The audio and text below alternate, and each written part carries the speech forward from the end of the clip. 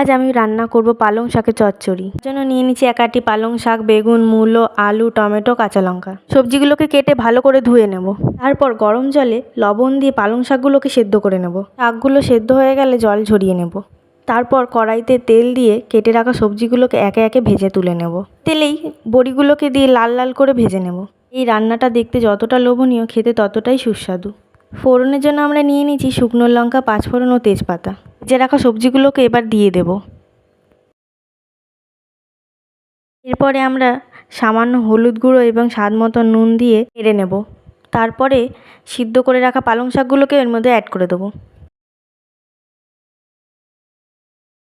পালং শাকটা দেওয়ার পর একটু নেড়ে চেড়ে ঢাকা দিয়ে রাখবো। মজে আসলে চেরা কাঁচা লঙ্কাগুলোকে দিয়ে দেবো।